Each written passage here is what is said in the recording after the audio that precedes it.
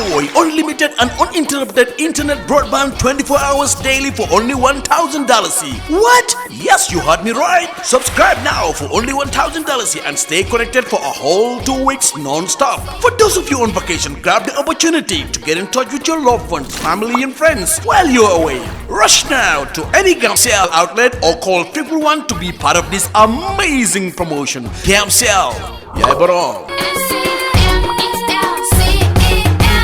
Gamso, let's talk.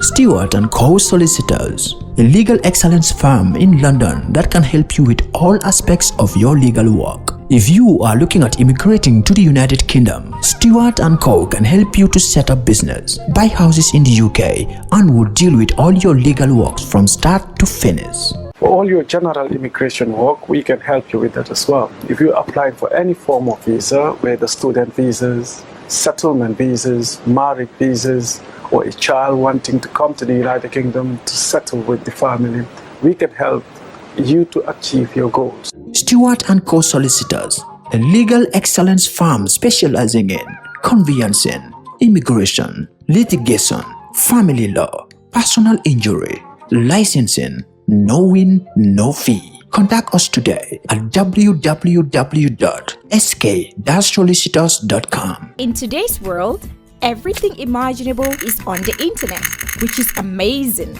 And to find anything, it is easy. But that's not the case for Lami.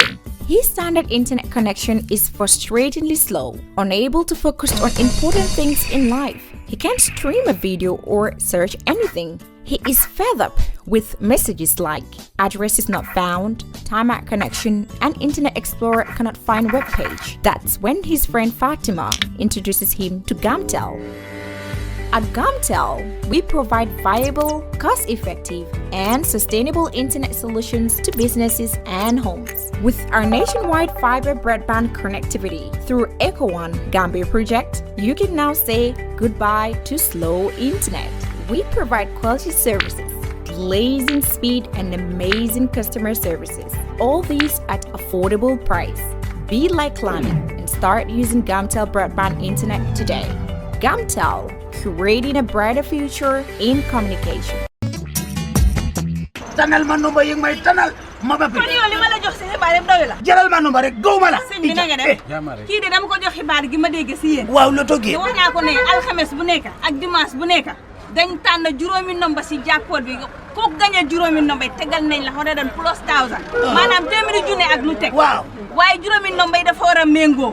Su fekkee ne amoo juróomi nomba yu méngoo am nga ñeenti nomba yu méngoo yow dinañ la jox bonus foo du noonu la. Bonus foo. Waaw des na de.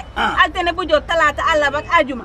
ñu génne waat beneen jackpot ne ku gi am ñeenti nomba yu lëkkaloo. ñu tegal la $50,000 maanaam juróom fukki junni. Waaw waaye nag gis nga boo amee ñetta yu méngoo. ñu jox la tam bonus 3. waaye nag xàmmee ko gis nga Gambia. géem yi bari nañ de. waaye gis nga bii green la. xàmmee ko waaw xàmmee ko bu baax a baax feneen foo taxaw bu fii di nga perte. lu ma la wax yëpp dëgg la. waaye xam nga lu ma lay xamal ma wax nga naan waaw dëgg la kay yow mi sa kanam guddi gi xam nga ne gowma la. da ngeen may kompaloo man ngeen di kompaloo nañ dem ca office. xanaa nërmelu nga. ma ne nee naa nga lay laa wax. nee naa la ku ko mën la ku koy jéem duñu benn. ak loto game. ak ay bonus sama xéwalam yi. Good evening and welcome to another edition of KERR FATOU. Tonight I have the pleasure of having very distinguished Gambians. December 30th was a very, very touching point in the history of this country. It was the day so many people thought Gambians started testing jamming. It's one of those days I don't like to talk about. In fact, doing this show is one of the most difficult things for me. I think my co-host here will tell you how many times I dodged doing this show because it's so personal to me. We're going to try that. It's very personal, but it's also very emotional for me and so many other Gambians. I think every Gambian, the risk these Gambians took. What did they want to do? They wanted to take us out from the dictatorship that every Gambian was going through, but also to free us, to free Gambians without any monetary attachment to it. Cherunjai, distinguished Gambian, living in the comforts of the United States, accomplished businessman. Alaji Barrow, of course, was in the army, and when I was doing research on him, I was told he's one of those people who enlisted so many Gambians in the US Army. And he trained so many Gambians as well. And he could have just said, hey, I'm in the US. I've got all these things going on good for me. Why do I need to go back to Gambia? Jagajai. I don't know what to say. Lamin Sani. I said this show is personal to me because Lamin is a friend of mine. His wife is my friend. She works under me. So I have known this family from way back, and going through this kind of trauma and what they have done for Gambia, it's more than anything anybody can explain. Jadinas, I do not know, but it's another Gambian who has sacrificed his life and his family for us to see us where we are today.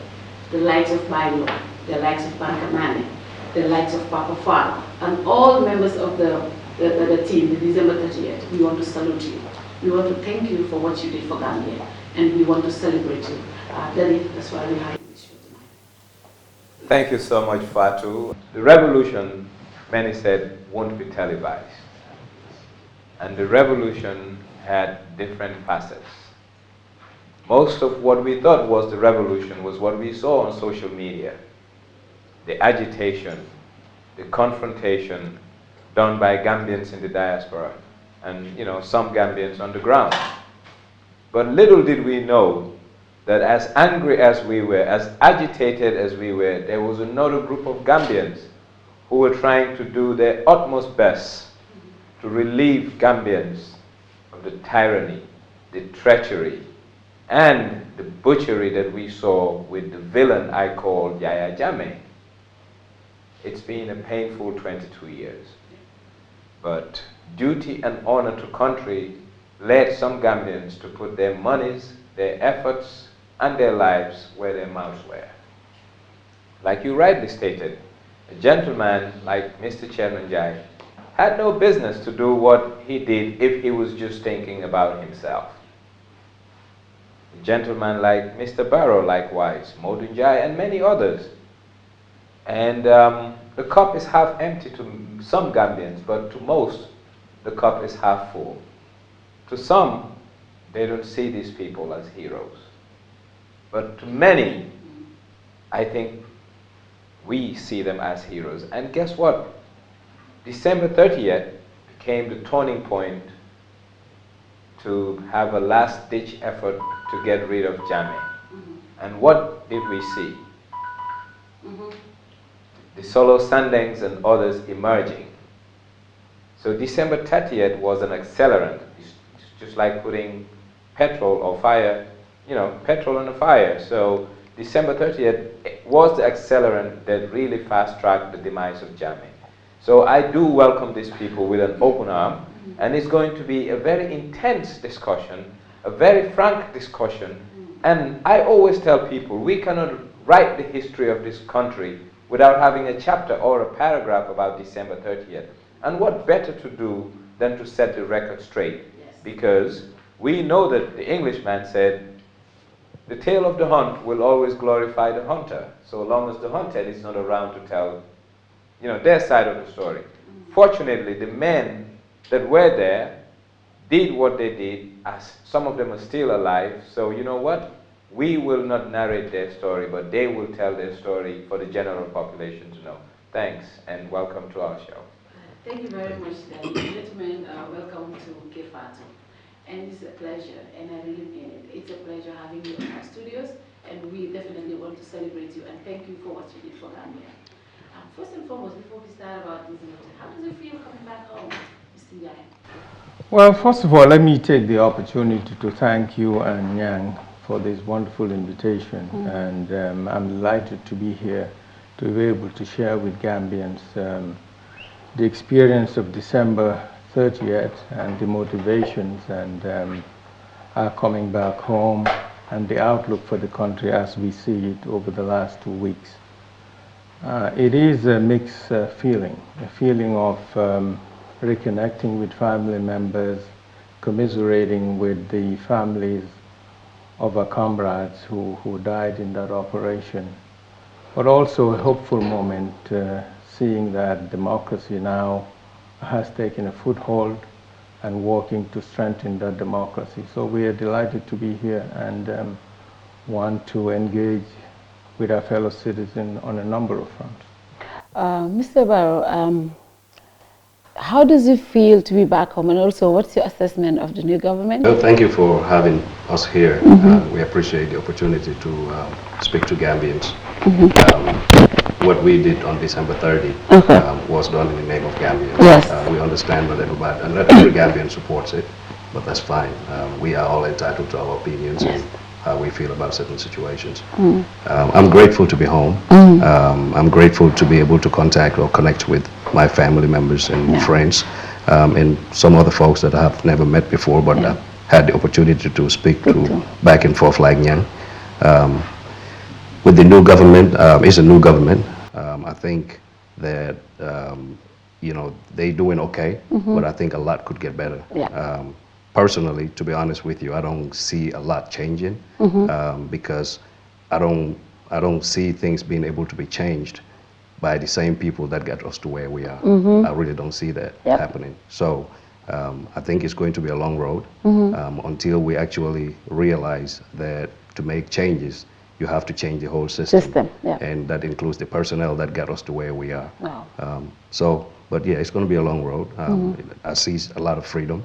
Folks are free, and in freedom, everything is possible. So, wow, thank you. And Mr. Njai, you are an accomplished businessman, and coming back home, what's your assessment of the new government, especially in the business industry?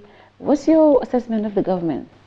Well, it's a mixed bag. I mean, I think we're all grateful that Jammeh is gone. There's freedom of speech. People are willing to talk and engage with each other. Prior to that, making a call to the United States asking about things, people speak in whispers or tell you not to talk about politics. You know, now there is an era of freedom, and we've seen some improvements, I think, without a doubt. Gambians are naturally, I think, impatient. It's been 22 years, and the pace of change is not as fast as I would have liked. But, I mean, generally, we say kudos to the government, but there is a lot of work that remains to be done. There's a lot of work that remains to be done, Daddy. I just don't want us to waste time on any other thing. Let's go straight to the thing. December 30th. Mr. Njai, a real estate mogul, let's say, an accomplished businessman. What motivated you? What motivated your coming together and saying, hey, we want to go and take our country back. We want to end dictatorship in the Gambia.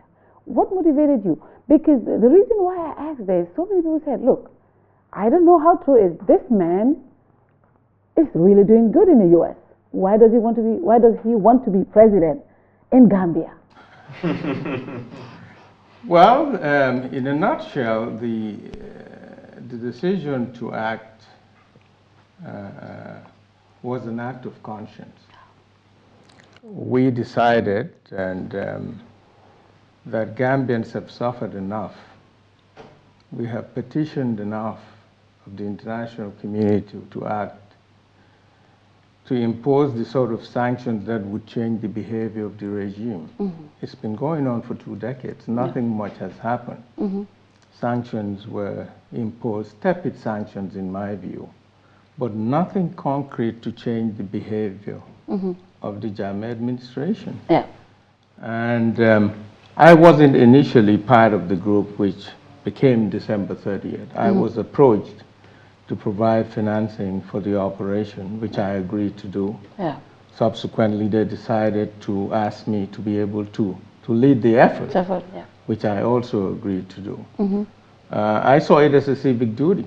I mean, we've talked enough about Jammeh, and for the life of me, I couldn't understand why somebody hadn't taken the action we had for a long time.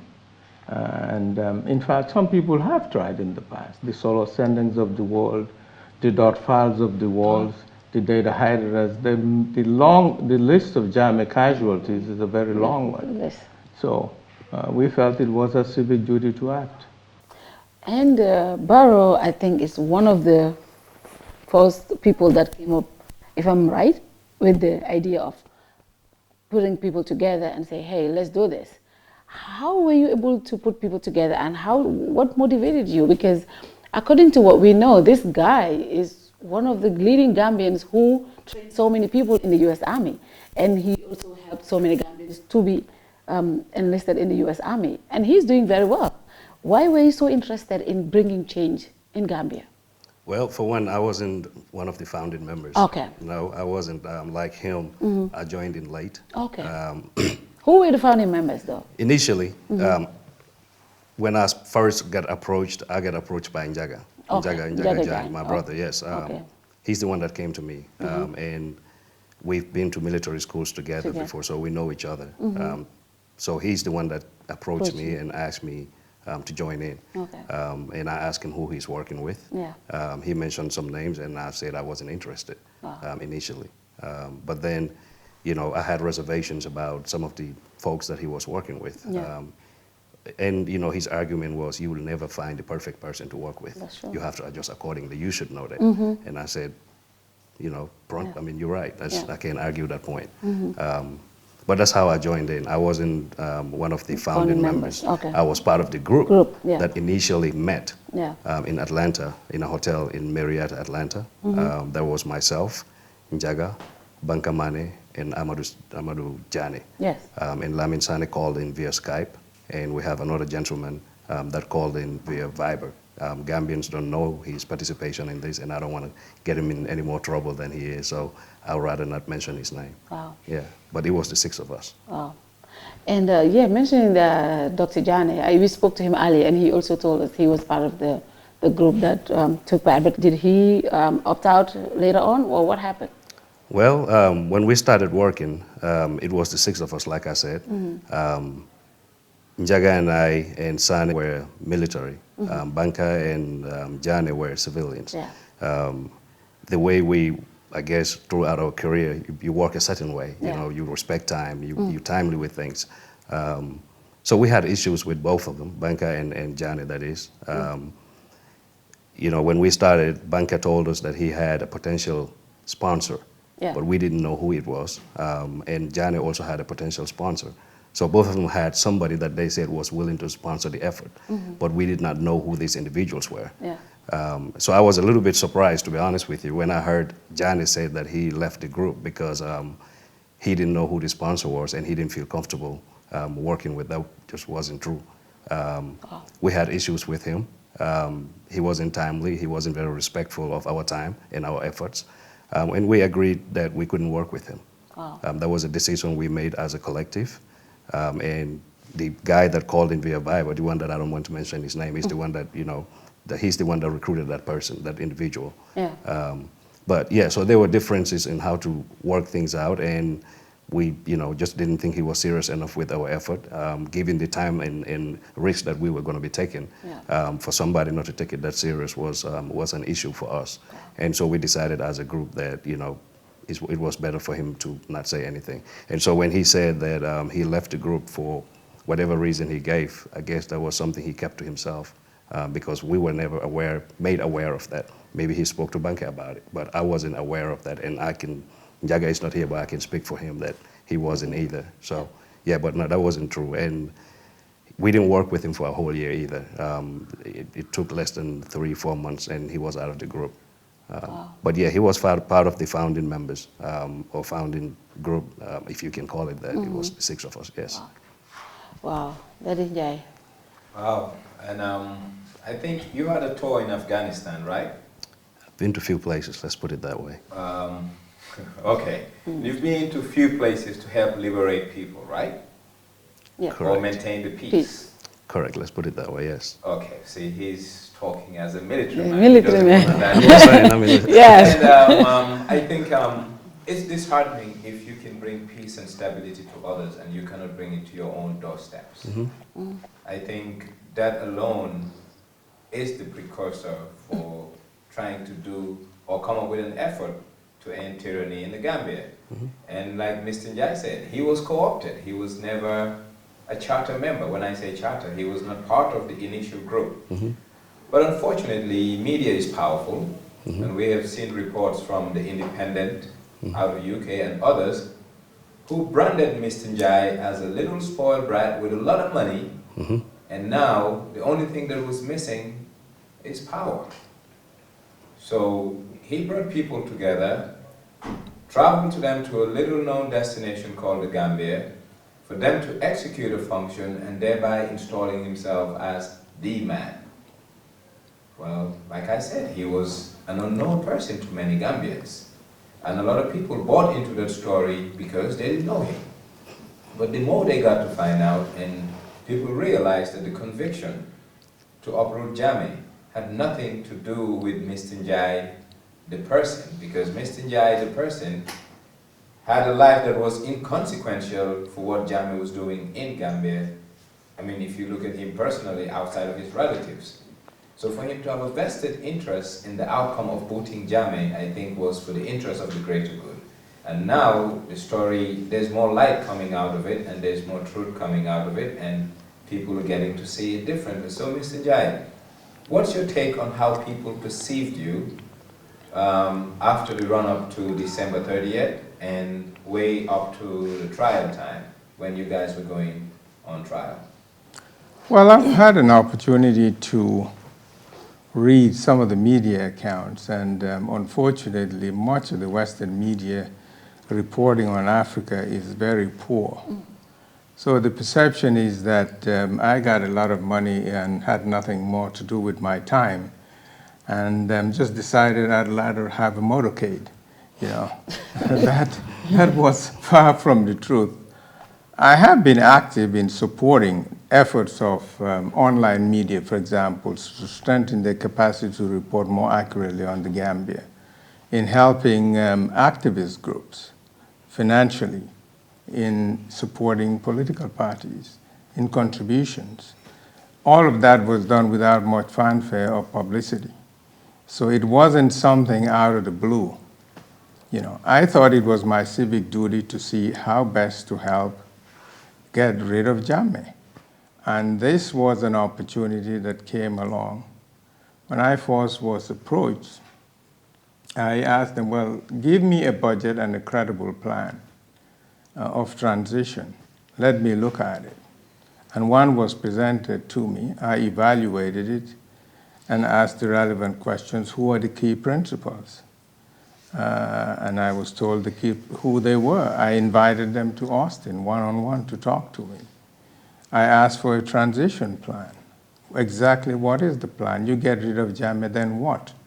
Yeah. You know, what is the transition plan? Yeah. The transition plan at the time wasn't available. It wasn't ready. They had an idea, but there wasn't a transition plan. So I started working with them. The more we started working, the more I got drawn into the very mechanics of trying to see how best to do this, and then what comes in the aftermath.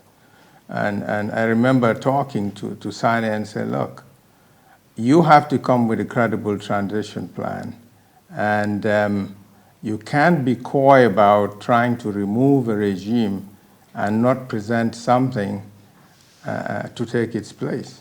So I started working on the transition plan with Banker on that score.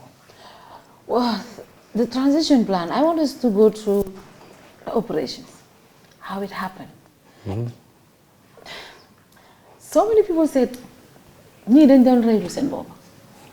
how come you worked in the U.S. Army, Jaga, Lamin was in the U.S. Gambian Army, and he worked at the State House. He knew what Jammeh had. You guys, I'm sure you did some intelligence. What happened? How did it happen? And why were we not successful? Because people said all indications were this was a done deal. What happened? Well, it wasn't that easy to begin with. Nothing is ever a done because deal. You guys were in the State House already. Correct. So, correct. Yeah. But being in the State House is a far cry from controlling the State House. Wow. Those are two different things. You have to have control over a place before you can claim ownership of it. Yeah. We couldn't establish control of State House Some things happened there that were not supposed to happen. Sane was working with certain people within State House, Gambian military people. Unfortunately, he was betrayed by people that he trusted in the State House, within State House. And that's where actually the thing failed. The whole operation, that portion or that part of it was cardinal, was very important to the success of the mission.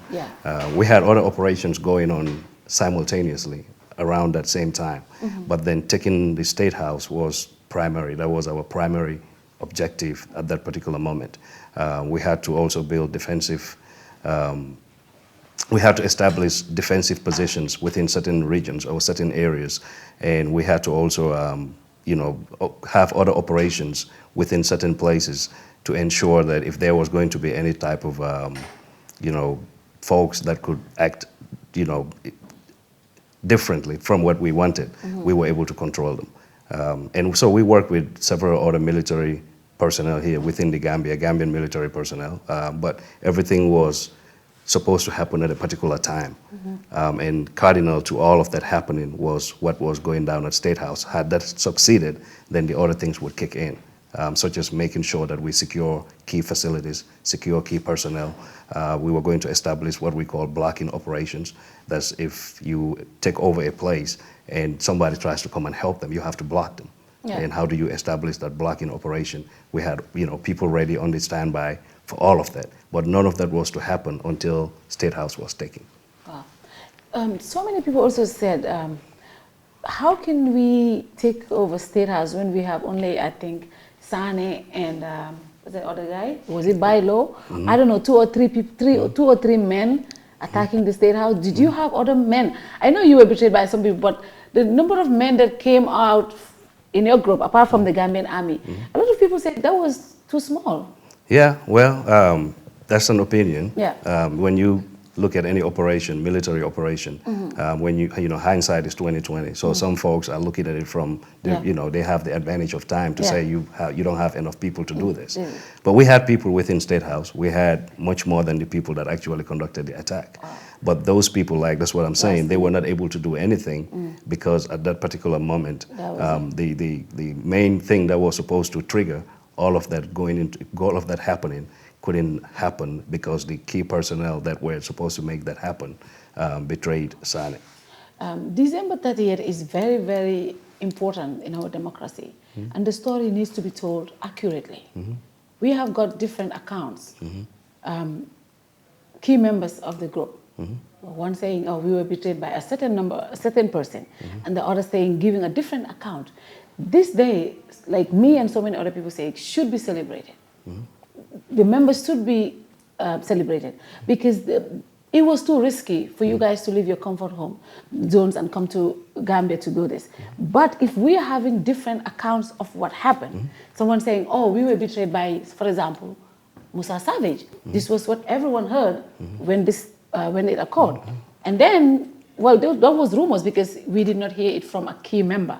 But recently we heard that from a key member of the group, Papa Fall, and then we had another account from Bailo who said, "No, Papa is wrong. Musa was not part of the group." So that is really, really, really not good because it's going to affect us telling the story. It's going to bring some doubts in people's mind as to which story is really accurate. Correct. I don't want to get into the push and pull of who's right and who's wrong, but I can tell you the way we operated was on a need-to-know basis. I worked with folks that I didn't know their names, but I preferred it that way because I didn't want them to know my name either.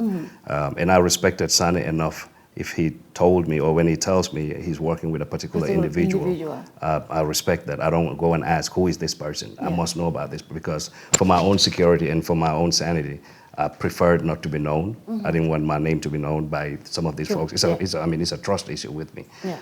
So who Sane was really working with, I can't sit here and tell you he was working with A, B, C, and D. I know some of them.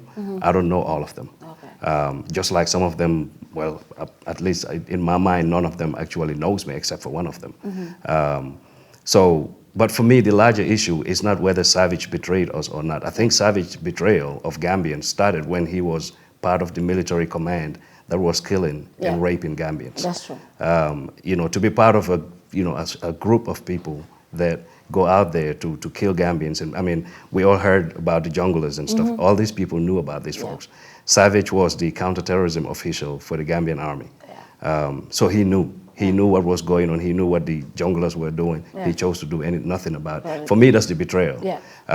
What I do know, as far as his actions at State House, I do know he broke Modinjai's arm, Savage, that is, and he attacked him from behind and broke his arm, which took, a lot out of the young man. And, thankfully he's healed now. But yes, that I do know for a fact. Now, whether he was working with Sane or not, I cannot really say that for a fact. And I don't think Bailo can actually say that for a fact either, because Bailo doesn't have an all-encompassing knowledge of everything that was going on. He did not know. So I don't think it's right for any of us to emphatically state that, oh, this wasn't happening, or this didn't happen, because nobody really has 360-degree knowledge of everything. You can only say what you know. And I don't think that they really can sit there and say, oh, this happened, or this person didn't betray us. If you hear it from somebody, give them the benefit of the doubt. And for me, I would take Papa Fall over Savage any day. Wow. Oh, wow. I want to add that to what Barrow has said, this was not a suicide mission. Yeah. We weren't out there thinking that the force we had was going to overwhelm State House and take control over that. Yeah. The entire project was predicated on the collaboration of insiders within State House. Yeah. And so in a nutshell, the reason why it failed is that key members of the contingent we relied upon to secure State House and unfurl the operation betrayed us at the vital time. And that is what happened. So it wasn't a suicide mission. We weren't thinking, well, we were just going to assault it, frontal assault on State House, take it over. That was not part of the plan. That was not part of the plan, Daddy. That night, December 30th, when, how did you get the news that your men were down? How did you get the message? How did you know? A phone call. Phone call? Yeah, a phone call. I was with other Gambian soldiers away from State House. I was in a State House, by the way. I had another mission that I was assigned or tasked with. So I was with other Gambian soldiers conducting other missions far away from State House. And, as I drove, I saw certain things around the place that just didn't sit well with me. And so I was about to change plans to really kind of just stand down and see what was going on to get a better sense or better situational awareness when Bailo called me and informed me that 3 of my brothers fell. Wow. How was that's, that? That's, how does that feel when you had the message that the men were down? Well, it was emotional. I was at a different location. He came and informed me that this is what happened, and we had to move. There was still, we could see some movement and among the security forces, so we had to find our way outside of the Gambia through Casamance. Wow, Daddy. Yeah, but I'm also told that you stayed in town for a while after the operation. No, I didn't. I mean, I did what I needed to do to take care of what I needed to take care of. I had to come back and get him and another individual. Yes. So yeah, I mean, but I didn't stay here after the operation. But also, I was told that you were in town at least weeks or at least a month before to receive shipment of goods that arrived from the U.S. and some of them needed to be assembled and others. So you were in town basically way before the operation kicked off. Is that true? Yes, I came here in October.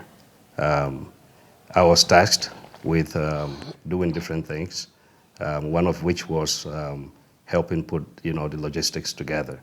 And I was able to do that, but I was also tasked with doing other things. We had various plans to get at this guy, one of which was an ambush. And we were talking to people that were very close to him, people that were part of his personal protection. So we were getting real-time information about his movement wherever he was going. And so I was tasked with finding out certain things about the security forces here, excuse me, NIA at the time, the military structure, who is who, and the layout of certain locations, and marking certain locations as well for what we wanted to do. So those were the things that they asked me to try to work on, and I worked on those things. But because that was time consuming, I had to come in here before everybody else to get ready. So yeah, that's a fact. Okay, that's one thing I was told. But another thing that really bothered me, Fatou, December 30th, listening to an online radio, hearing live feeds from the State House. Mm-hmm. I thought this mission has been compromised. Mm-hmm. And not only compromised, but sold out. Mm-hmm. And sold out by who? The very people that were victims of Jammeh, the very people who should have helped make this mission successful. So hearing stuff coming out of the online radios, I really felt, look, that's the end of this mission. It has to be aborted if even there is a plan B and C within the mission structure, because hearing such things coming out on an online station really, it was disheartening, and to me that compromised all the efforts, the energies that you guys put in together to make sure something viable happened.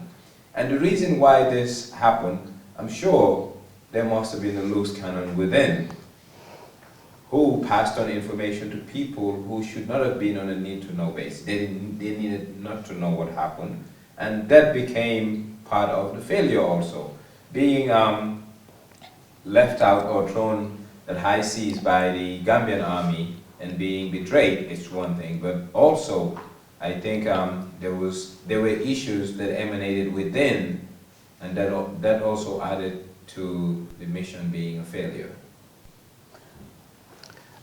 Yeah, I guess. I mean, I respectfully disagree with some portions of that, being that I don't know where the recording was coming from. Mm-hmm. So me saying anything about it is based on that disadvantage, because I don't know. I wasn't listening to the radio at that particular moment. Yeah. Mm-hmm. But I've heard what you just said. I've heard it from other people. I do know that we had people amongst us that were talking to journalists. Now, whether they were recording things as they happened, that I doubt. Because at that particular moment, I don't think anybody would have time to be taking out your phone and doing anything along those lines. I mean, this wasn't a joke. I mean, this is live bullets. You know, this wasn't, people weren't pelting each other. It was people shooting at each other.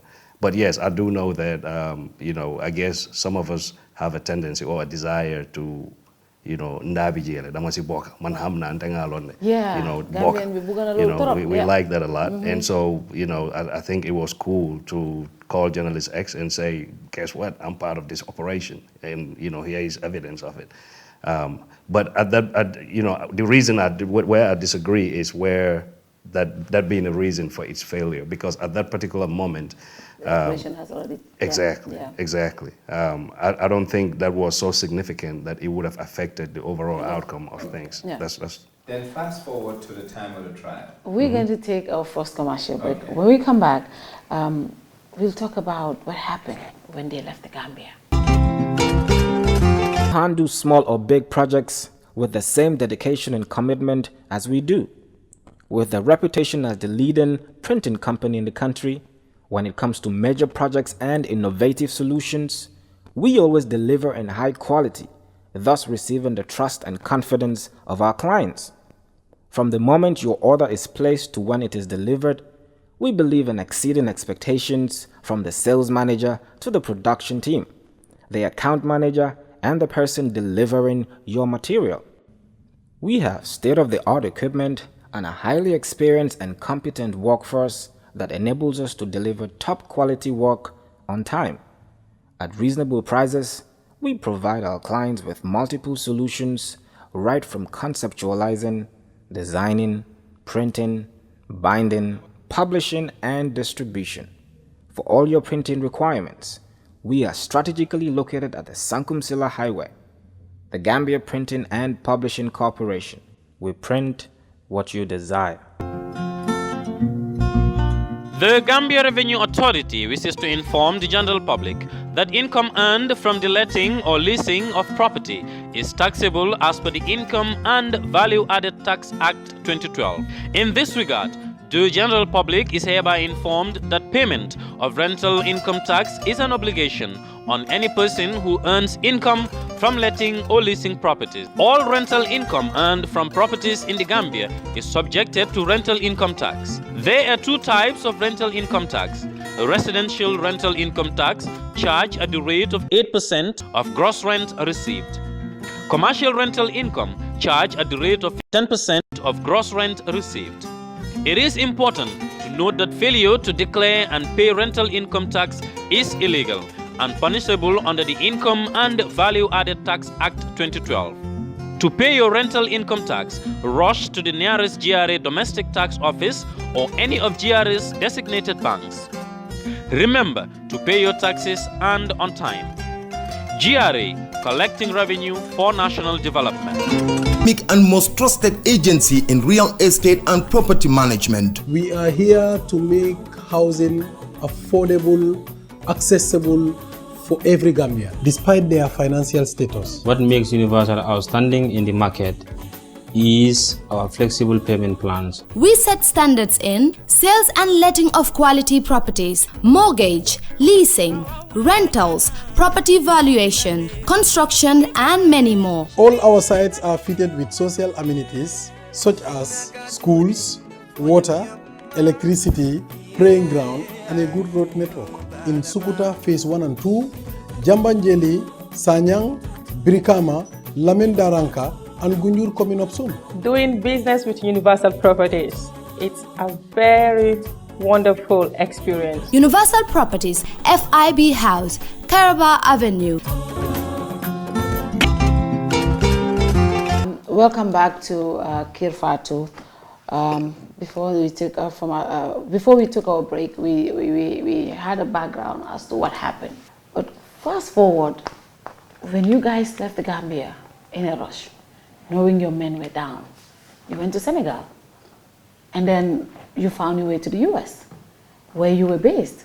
So many of us thought we were going to celebrate you when you arrived home. So many of us thought you were coming home to your families. How was your experience coming back home? Did you knew when you were in Dakar that you were going to be arrested upon arrival? Well, we didn't know that for sure that we would be arrested. I was the first one to arrive and got arrested. Yeah. Papa Fall was there before I arrived. Yeah. And when it failed, we regrouped in Dakar, made sure that some of our other colleagues who were extracted, they left, and made certain arrangements for them to go back to a base.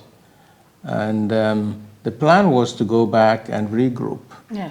It was never to go back and say, well, we tried, we failed, that's the end of the story. It was an opportunity to say, okay, this was a setback.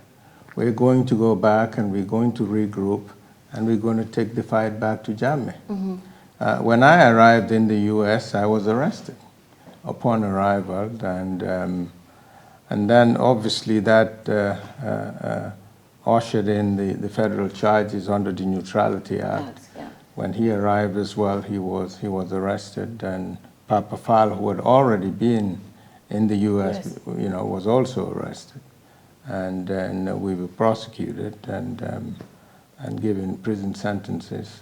I had the most one-year term, and the rest of them were given 6 months and probation. When he arrived, he was arrested. Why did you go back, knowing that you were going to be arrested? Well, when you enter into an operation like this and you have fallen comrades, arrest is like nothing. That doesn't bother you one bit. I knew he was arrested. I knew Papa was arrested. And I had an idea what the feds in the US were looking for. And I did what I had to do before I went back. I decided to turn myself in to them because I knew I had several options. If I didn't want them to find me, I could have Yeah. You know, they didn't have to. Yeah. They couldn't. Let's put it that way. Yeah. But then I would be on the run for my life, you know, running away forever or trying to hide, and I didn't want to do that. That's one. And two, you know, they were all arrested. You know, the feeling that I was the only one that got away. Everybody, you know, my brothers passed away, and you know, these other brothers get arrested, and here I am somewhere lounging. Just my conscience wouldn't let me do that at all. And you know, I felt like, you know, what I didn't do anything wrong. You know, I didn't feel whatsoever any kind of guilt whatsoever as far as what I did. And to this day, I don't feel guilty about it. I'm actually very proud of it. Yes, and we are proud of you guys. And so it didn't bother me one bit that when I go, they would arrest me. If anything, it's unfortunate for them because they didn't have time to prepare. Yeah. I did. Yeah. I was well prepared when I got there. I didn't talk to any FBI agents. I didn't talk to any person whatsoever dealing with law. They tried to do the whole, you know, sit you down, interview you to get information out of you, but it didn't work. I got arrested, went to jail for about a week, 2 weeks. They tried to release me with some crazy conditions, and I refused to leave the jail. I told them I'm not leaving. As far as these are conditions you're going to put on me, then I'll stay here. So I ended up staying more in jail for another 3 months until I was able to know that those conditions wouldn't apply to me.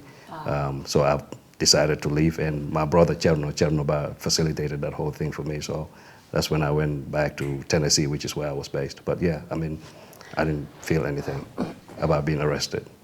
So many people said when you guys were arrested, the feds were going around to Gambians and people that they thought would know some information. Because initially it was just you, him and Papa Fall that were arrested. Banka was arrested later. So what happened? How did they get information on Banka and others? Because there were so many accounts coming in. Every day we get accounts as to... See, Fatou, Gambia has never been on the radar of the feds compared to the Somalis, the Ethiopians, and the Sudanese. So they didn't know the level of Gambian insurgency, you know, leaving U.S. soil for the Gambia. So basically, they were also caught off guard. So they were trying to play a catch-up game. Catch-up meaning filling in the gaps for what they didn't know. And in the intel world, the best information is to go to centers of influence within a society. And the centers of influence within the Gambian diaspora, especially in North America, rest with the media fraternity. So that became food for the feds. They knew where they were going to get their food off of. And unfortunately, the feds got to know a lot about Gambia, Gambian insurgent activities, and Gambians and their aspirations to free themselves, thanks to the media fraternity. And we have to call a spade a spade. They fed the feds. Wow. Well, yeah. Well, it's difficult to pinpoint the locus of this leak. Yeah. I mean... but there was definitely a leak. Well, there was a leak, undoubtedly. I mean, in a way that was not surprising, frankly. I remember talking to him during this process, and number one, the size of the force. We had a force twice the size that actually came in, or maybe 3 times the size. And he had always cautioned me that when it's D-Day time, we're going to lose people. Yeah. And when it's D-Day time, we're going to lose people. And that is exactly what happened. The other thing we had in mind was there may be a leak, but the leak should be contained. In other words, there was compartmentalization of information such that, you know, you will know certain things but not get a broader picture of everything. Nobody really had a global picture of everything. So that did help us. And well, there was a leak, and it's difficult to pinpoint it, but they knew Sane was up to something before it happened. Yeah. I mean, they interviewed Sane before he boarded a flight to Dakar. The FBI interviewed him and asked him, "We heard you're going to Gambia to overthrow the government." And he said, "No, I'm going to see my son."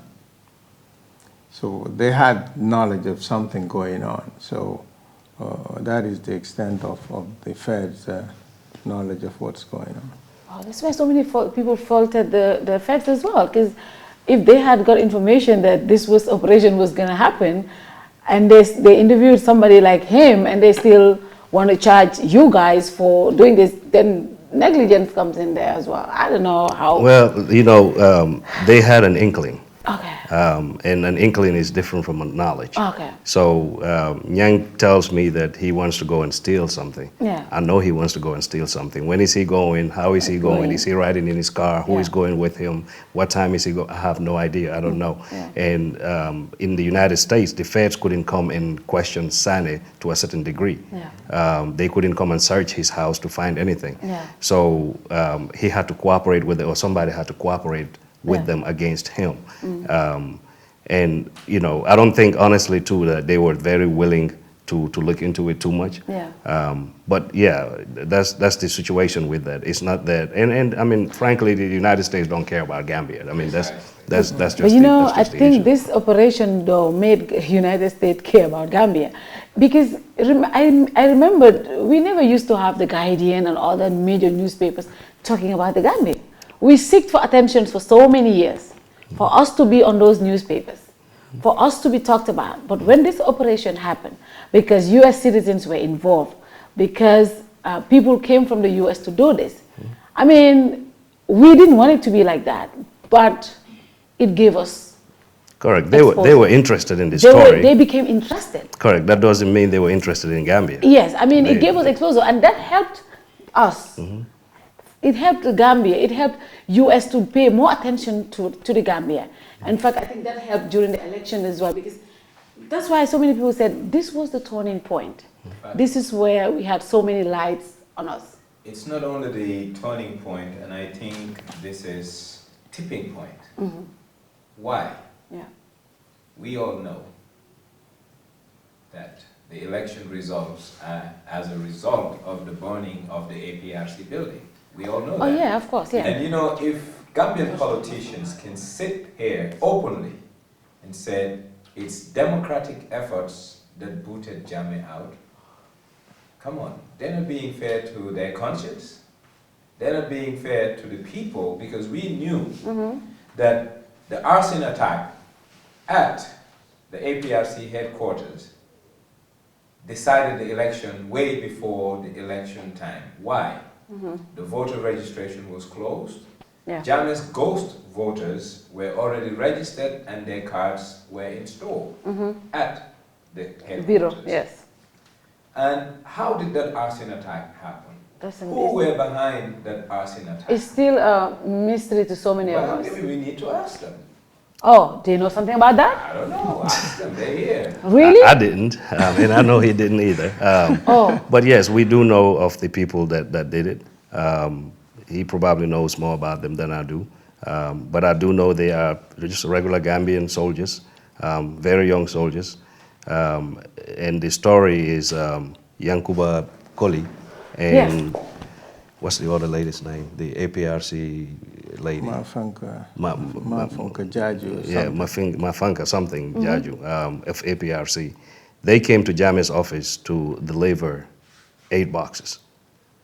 These boxes had voters registration cards in them, 8 boxes. Wow. And these kids, or these, I call them kids, these soldiers. Before you get to Yaya Jammeh, you have to go through them. Through them, yes. And so before anything goes to Yaya Jammeh, they had to actually see. open these boxes Yeah. as well. So Yeah. they sampled 2 of these boxes and saw those cards in there.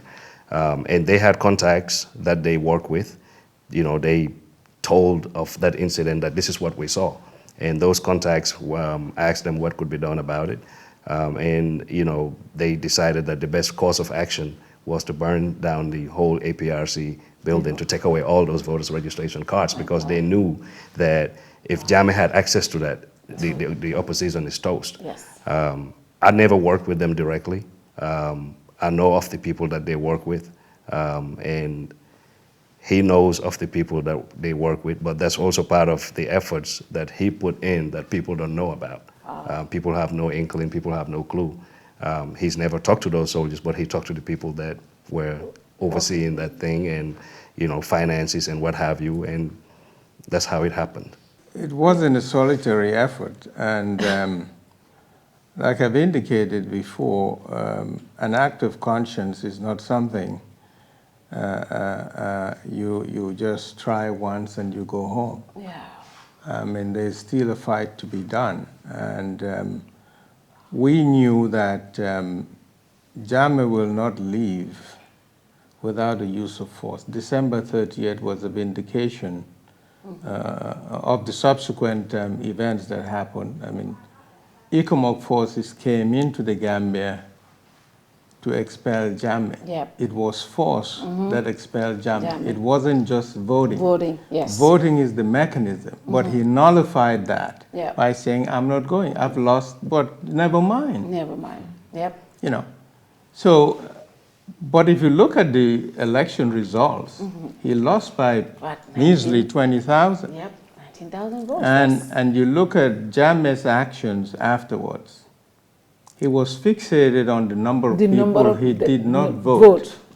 And one would query and say, well, why? It's not compulsory to vote. Yeah. Gambians may elect not to vote. Why is he harping on that? Because these were ghost voters. Yeah. Voters he had counted on consistently to rig elections. When those voters' cards were burnt, he lacked the ability to rig the elections. So he gave the opposition a fighting chance. But as we saw, that wasn't enough. You know, had he had those voters, we wouldn't be sitting here. Yeah. Yeah, and it is thanks to the effort of those brave soldiers who are serving still in the Gambian army, who need to be recognized and I think promoted for what they've done. We definitely need to thank. See, Fatou, duty and honor to country is not always hailing a bullet or holding a gun. Duty and honor to country starts with conscience. Yeah. And upholding morality. And morality is equality and equity for all. Yeah. And the efforts led by Mr. Njai and his men, in my eyes, and that's always the reason why I said, for some the cup is half empty, but for me the cup is half full. Yeah. I not only acknowledge and recognize their efforts, but I salute their efforts because I knew it gave me a chance. When I say me, a Gambian national living in Gambia, they minimized the odds for Jammeh to come back and stay in power. One, they rattled him December 30th. Jammeh was rattled and he stayed almost a year without traveling. We all know that. He stayed in country, stayed put. Two, it gave Gambians the guts to say, after all, this butcher from Kanilai is just another mere mortal. And third, his last-ditch effort to make sure that he banks in an election, that's his guarantee, his ghost voters, were decimated through an act of vandalism or arson. Yeah. Thanks to the same group of people. And I believe, I don't know about any other country, but in Gambia, we don't salute excellence. And if that is not excellent, I don't know what excellence is all about. And I also finally will say one thing. Why is it that Gambia and Gambians cannot see good in the efforts of its own? I mean, that brings me to my next question. When you guys came home and you were going through the courts, Gambians were coming. But did you really felt the support from the Gambian community? Yeah, for me, you know, I landed in Minnesota in the dead of cold winter morning. Yeah. But I never felt cold. Wow. I had Chernoba. He probably would kill me for saying his name here. Cherno, yeah. Yero Jalo of Gainako. And I had Pa'an, my big brother. Pa'an, yes. When I landed there, these were extremely, extremely supportive to me. There was another gentleman, Sana Sanyang, and his wife. And so, yes, I had all the support that I needed. I was able to resist and volunteer to stay in jail or in a halfway house because I knew I had those people behind me. Yeah. So they made that stay easy. They made that fight go. I mean, Cherno used to visit me to the point where the guy that guards the place told him, maybe we should just get you a place here so you can just live here with him. And I never met any of these people before. Wow. I never met them. I didn't know anything about them. Never spoken to them. They just heard me and started visiting and could come see me. And yes, there were other people in Minnesota as well that wanted to come and see me. But at the time, there was something you were alluding to. Yeah. I also knew that there were people, Gambians, that were giving information to the FBI.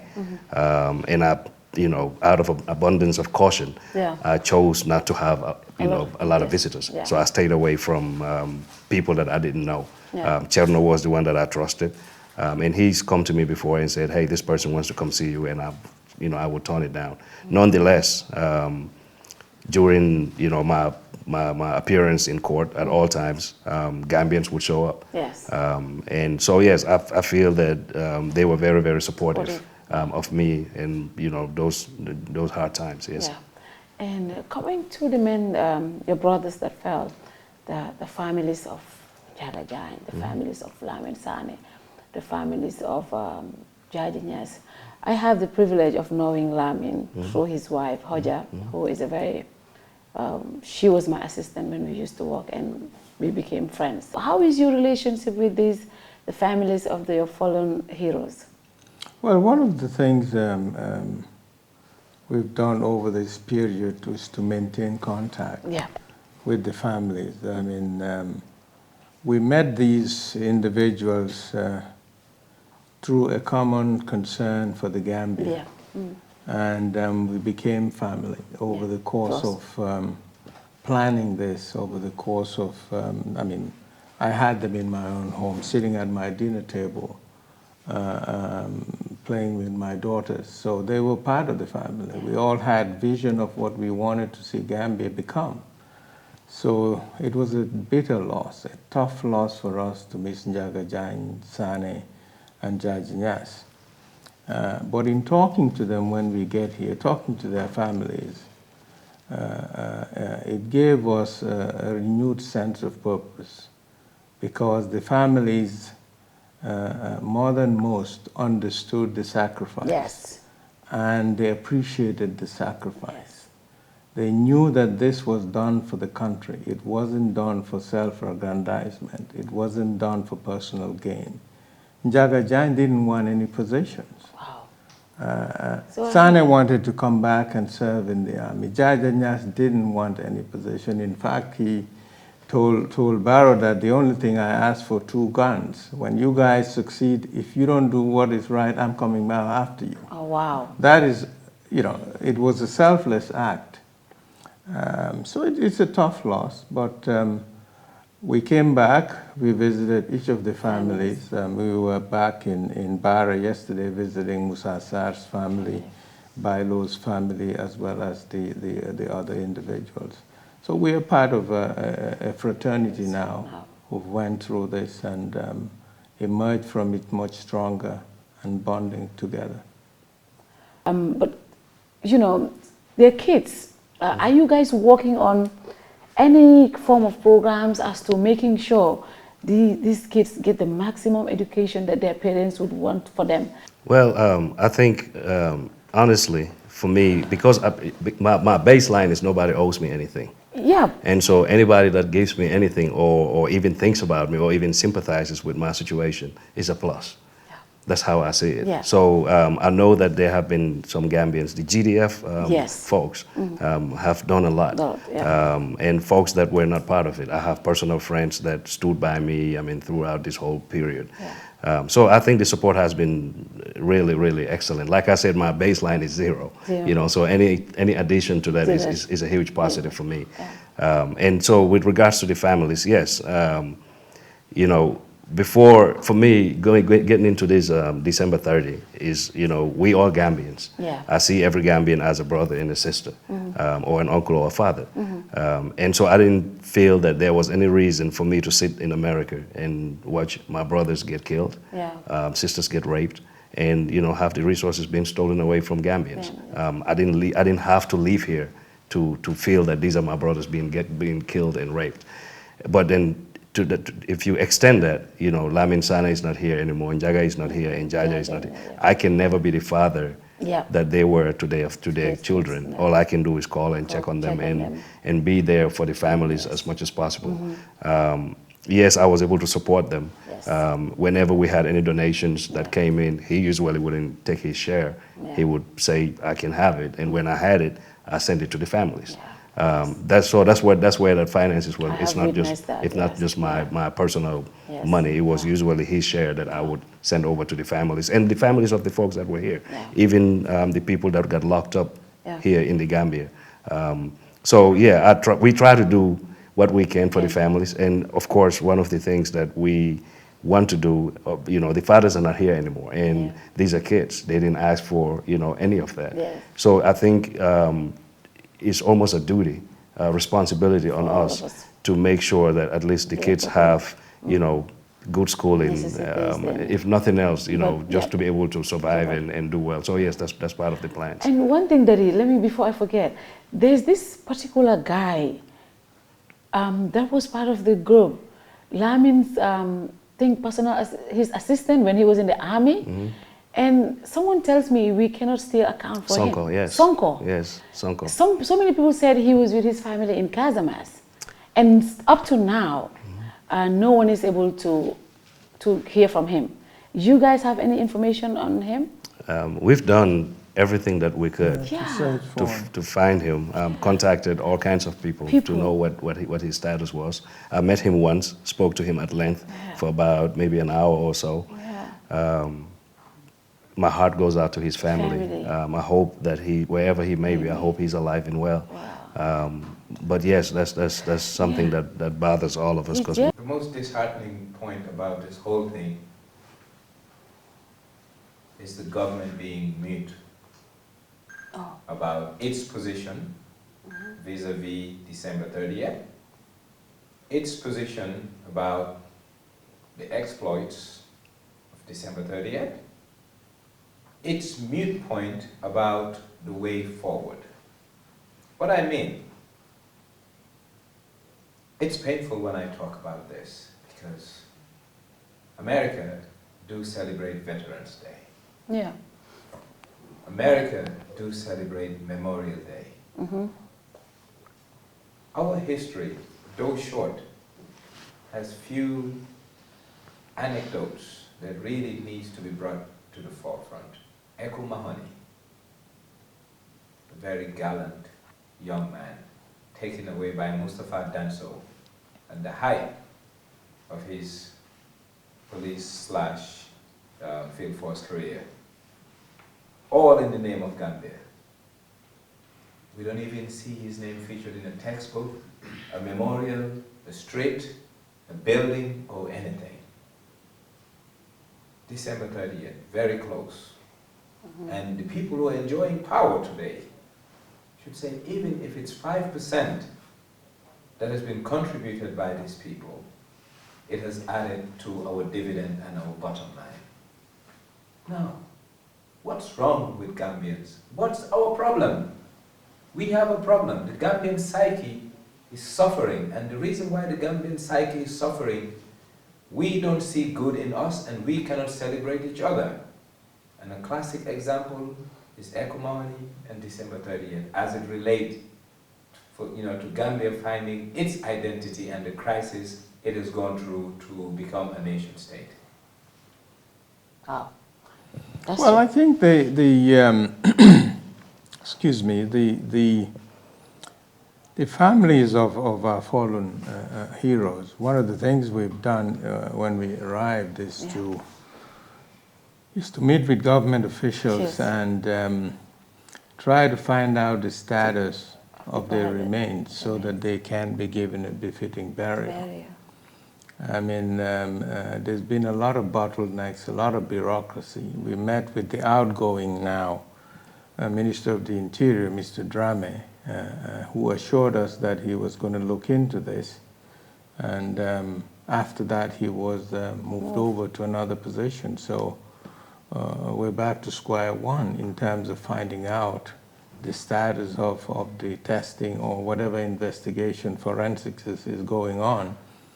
The families are eager to get this behind them, to get some sort of closure, and move forward. As he also indicated, the government seems to be ambivalent regarding December 30th. And in some quarters, this is seen as an illegal operation. Well, there is no legal way of removing a tyranny. Yep. The American Revolution was illegal in the eyes of the English crown. Nelson Mandela went to jail for an illegal act.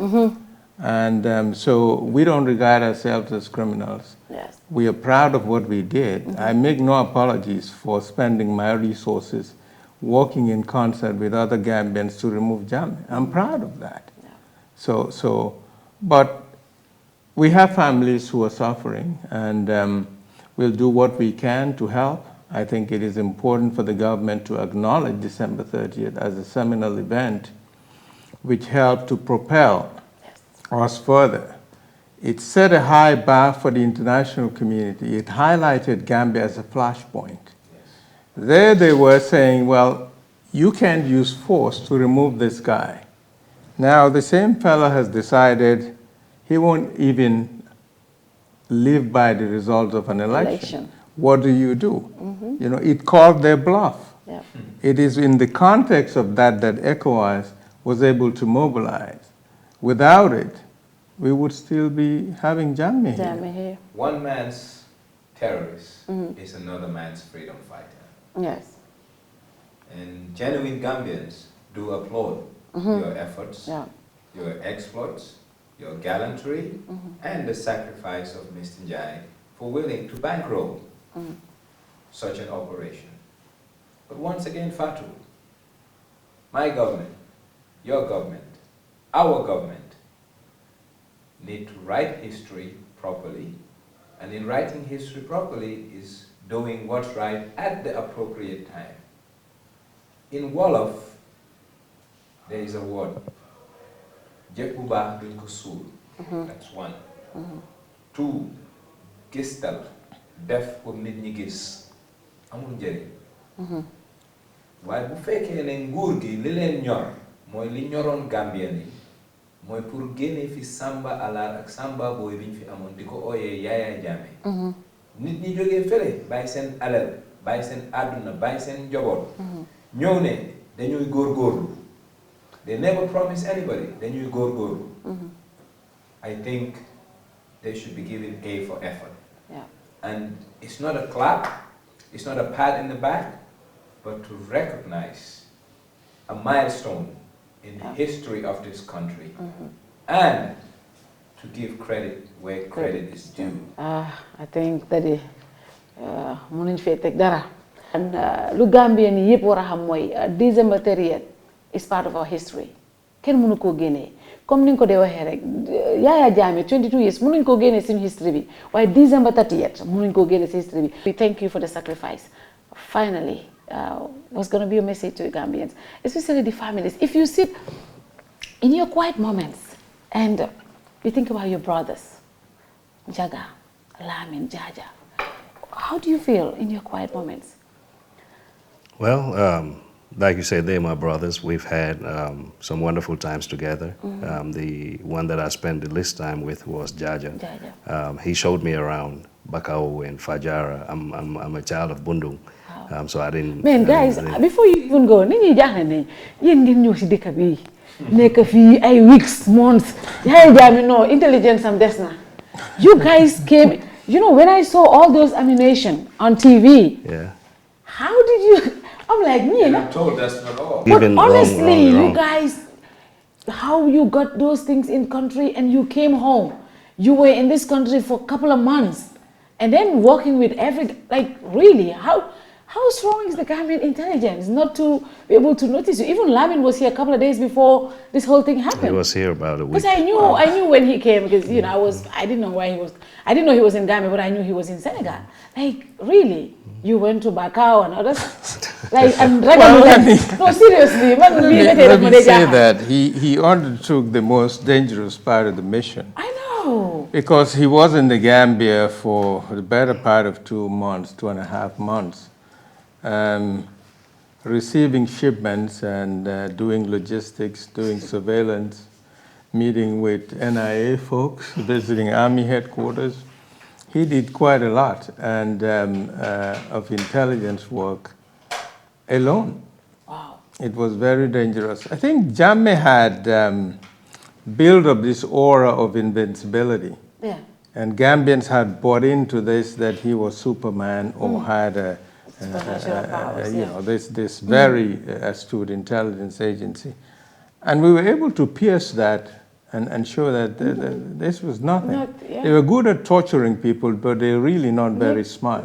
Yes. And that is what December 30th showed. It shocked Jammeh to his core. Yes. He couldn't understand how this was able to happen. And therefore, he attributed it to the United States. Said the U.S. must have bankrolled this. He could not believe the Gambians would have, penetrated him this way. I mean, there wasn't, I don't want to belittle the intelligence services here, military, police, and the NIA. Yeah. But the fact remains that they have some serious challenges. Yeah. It takes understanding the nation, understanding the security apparatus of the nation, of the Gambian nation, to be able to do something like that. Was it risky? Yeah. Was it crazy? To some people it was. It was. But, I had a commitment. Whenever I felt any type of fear, I thought about somebody in Bambadinka, or I thought about somebody being tortured to death, or I thought about the people in Mile 2. And so when I thought about those things, I was afraid too. There were nights that I slept in my car. There were times when I get really, really stressed out. I'll cross and I'll go to Senegal for about 2 days or 3 days, rejuvenate myself and recharge my batteries, and I'll come back into the country. So yeah, there was some element of fear. I was afraid. I was alone. If anything were to go down, I was going down. But I never walked or went anywhere without protection. So wherever I was, if I was going to go down, I'm not going to go down alone. Whoever comes for me, we're both going down. That was my mantra. That was what I lived by. But it wasn't just me. I knew that these folks were serious. I knew that they would come back. And I remember Njaga and I having a big fight because he didn't want me here by myself. Wow. He was very protective over me and didn't want me to be here at all by myself. So it took some convincing. And I just want to add too that even him, he didn't have any kind of military experience whatsoever. Okay. We taught him how to shoot. Oh my God. Well, I'm from Texas. Yeah. We have a lot of guns in Texas. Yeah, but he, it's not to butter or make him look good or anything. It's just the facts as they are. Yeah. Everywhere that we were, that he was there too. Even though folks like me had a little bit of training or know how to do certain things, but wherever we stayed is where he stayed. Against my advice, my position was he should have stayed in Dakar. He refused. He said if he was going to lead us, he was going to be where we were. For me, that was not a good idea, but that's what he insisted on doing. So I wasn't the only one that took certain risk or, whatever. For anything, I think his was a bigger risk because at least I know how to shoot different guns and defend myself. He doesn't. So, but it wasn't easy. It was tough. But no, the security at the time, it was what it was. We did what we had to do, and, they knew we were here at some point. They knew at some point that we were here, but they didn't know where we were. We moved around the place. I had a car, and it's so bad because, and I hate saying things like this because I don't want to belittle the security apparatus here, but like things like driving around with no number plate. I saw that. I decided I'm going to drive around with no number plate. So I took off my plates and I went places without a license plate. I did that because nobody knew who was who. And so when I get to certain places, they saw my car and it didn't have a plate on it, tinted windows. They waved me on, and I had weapons in the back. That was the order of the day. So those are things that, we can all maybe work to change, or at least, those are not ways that you operate. But it was a police state, and as, dangerous as a police state might be, when you look, is usually manned by cowards. Saul Baji and Yaya Jammeh, soon as they found out we were here, they took off. They ran away. So Yaya went to Dubai and Saul went to Casamance. After the things failed, it took for Saul Baji almost 4 hours to get to State House because he had to drive in. But you find out they are cowards. And that's the same thing with the NIA folks. They're good at torturing people, but very little intelligence. They think the way to extract information is to beat the crap out of somebody, and they try to infiltrate groups. You saw some of them being, I mean, people identifying them in Senegal, NIA agents. Yep. You know, I mean, yeah, that's always a possibility, but that just goes to show how incompetent some of them are. Some of them do a pretty good job. I've heard from the victims, some NIA agents that were very, very kind to them, helpful to them. But then they also, you know, there are some people that you hear the same names over and over and over. Yeah. And these were some of the names or some of the individuals that I was tasked with identifying and knowing who is who and trying to suppress them if the need arose, or to make sure that they don't get out of the country. Yeah. Wow, thank you very much, Alaji, and thank you for your sacrifice. And we want to thank your family for everything that they went through during this ordeal. It was tough, but thank you for what you did for Gambia. Thank you for having us, and thank you for the opportunity to tell half of the story. Half of the story. I think we need to, Daddy, leave from New Def Uncle. Lee is just half of the story. Mr. Njai, finally, what's your message to the Gambians? Well, my message to the Gambians is we have now a democratic dispensation, but we must aim higher. Yeah. Not being Yaya Jammeh is not enough. The folks who were part of it had a vision. The first part of it was to end the tyranny. The second part of it is to institute fundamental structural changes, economic changes, constitutional changes, changes in the security service, changes in the civil service, so that we will be able to build a new consensus around an economy that works for Gambians, that is not based on rent seeking, but on productive market incentives. That is my message. Being Yaya Jammeh is not enough. The government has a honeymoon period now, in which the international community has a lot of goodwill to offer. We now have to perform. We have to make sure that we hold each other accountable, put the right people in the right places, regardless of party affiliation, ethnic groups, or whatever, and marshal our forces together. Gambians are talented. They're all over the globe. We can draw from the best and the brightest to help us transform Gambia. This is an opportunity, and I hope we seize it. I hope we see it, and thank you very much for everything. We really appreciate you. Thank you so much. Daddy. My heart is full, and it's been filled for a long, long time, and I've been so attached to December 30th by accident.